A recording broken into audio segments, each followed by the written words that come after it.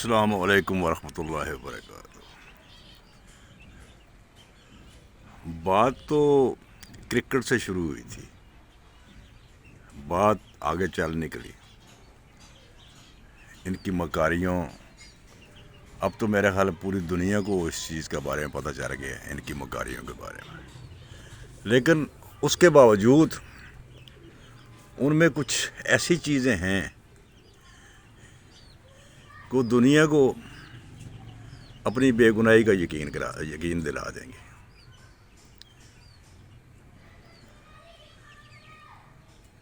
بات یہ ہے کہ انہوں نے، آپ بھی خبریں بھی دیکھتے ہوں گے، آپ بھی نیوز سنتے ہوں گے، پڑھتے ہوں گے، انہوں نے تو ہمارے بھی بہت سے لوگوں کو ایسا گھیرا ہے اپنی مکاریوں سے، اپنی چاپلوسیوں سے، اور اپنی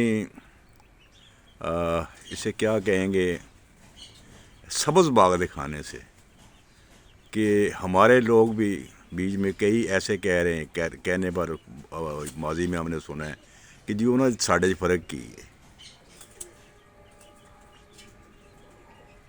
جس طرح دے وہ اس طرح ہی اسیاں اس طرح دا لباس پاندے ہیں، اس طرح دی جناب علی کھانے کھاتے ہیں، آلو گوشت کھاتے ہیں۔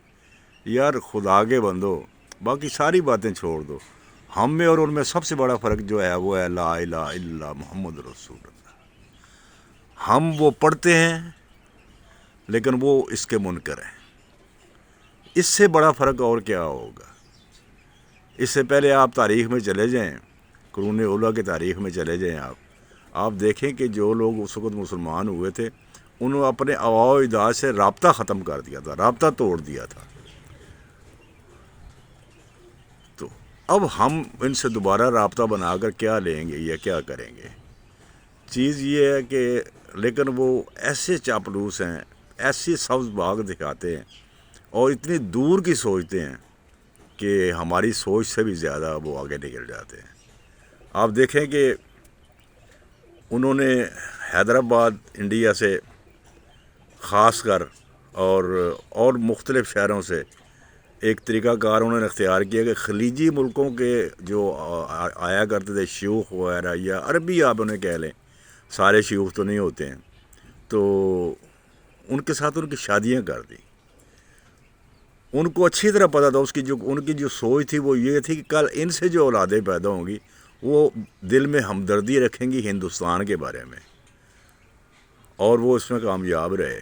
آپ دیکھ لیں، انہوں نے پہلی دفعہ خلیج کے اندر یعنی دبئی کے اندر اپنا ایک مندر بنانے میں کامیاب ہو گئے۔ وہ ایک سوچ تھی ان کی، اس میں کامیاب رہے وہ۔ تو یہ بات یہ ہے کہ یہ بات اس کی مکاریوں پر کر رہے ہیں ہم لوگ، یہ واقعی بہت مکار لوگ ہیں، بہت کمال کے لوگ ہیں۔ آپ دیکھیں ہندوستان پاکستان بنا تھا تو اس زمانے میں انہوں نے وہ جو ان کا ایک لیڈر تھا سکھوں کا، ماسٹر تارا سنگھ، اس کو ایسے اپنا اس پہ اتارا، اپنی باتوں کے جال میں، ایسے طریقے سے اس کو جناب سبز باغ دکھائے کہ وہ اس ایک بندے کی وجہ سے، ایک لیڈر کی وجہ سے لاکھوں بندے قتل ہوئے، لاکھوں عورتیں جو بیوہ ہوئیں، لاکھوں بچیاں یتیم ہوئیں، لاکھوں بچیوں کی عصمت بری کی گئی۔ اتنا اس نے ان کے اندر کو زہر کوٹ کر بھر دیا تھا۔ اور خود آپ دیکھیں کسی جگہ پر ان کا نام بھی نہیں آیا ہندوؤں کا کہ ہندوؤں نے یہ کام کروایا تھا، نام سکھوں کا آیا، نام مسلمانوں کا آیا۔ تو بات یہ ہے کہ یہ بہت کمال کا ذہن رکھتے ہیں اور بڑی دور کی کوڑی لے کر آتے ہیں، بڑی دور کی سوچتے ہیں، اس لیے ان سے دوری ہی بھلی۔ وہ جس کو آپ کہتے ہیں نا کہ اگر بیچ میں سے لائن مٹا دی جائے تو ہم میں اور ان میں کوئی فرق نہیں ہے، نہیں، وہ لائن نہیں مٹنی چاہیے، بلکہ اس لائن کو اور پکا کرنا چاہیے۔ پہلے زمانے میں تاریخیں تھیں، ہم لوگ بچے تھے، حالانکہ ہم کو تاریخ داں نہیں تھے، لیکن ہمارے ذہن میں ایک دشمن، ہم ان کو گردان دیتے، ہم کھیلتے بھی تھے آپس میں تو ایک دشمن بناتے تھے ان کو، اور ایک کو مسلمان ہم سپاہی بن جایا کرتے تھے۔ آج کے بچوں کو اس تاریخ کا پتہ ہی نہیں ہے۔ آپ تاریخ پوچھیں کسی بچے سے، کسی اچھی اسکول میں پڑھنے والے بچے سے پوچھو، اسے کچھ پتہ نہیں ہے کہ یہ پاکستان ہم نے کس طرح بنایا تھا، کتنی مشکلوں سے بنایا تھا، کتنی قربانیوں سے بنایا تھا. تو اس کی وجہ قصور بچوں کا نہیں ہے، قصور ہمارا ہے. ان سے پوچھ لو، سنی دیول کے بارے میں پوچھ لو اس کو، وہ کیا جناب اداکار اجیت کے بارے میں پوچھ لو، فلاں ڈگاں، مجھے تو نام بھی ان کے یاد نہیں آ رہے اس ٹائم پر فوری طور پر. تو ان کے بارے میں پوچھ لو، سب کے بارے میں پتہ ہے ان کو.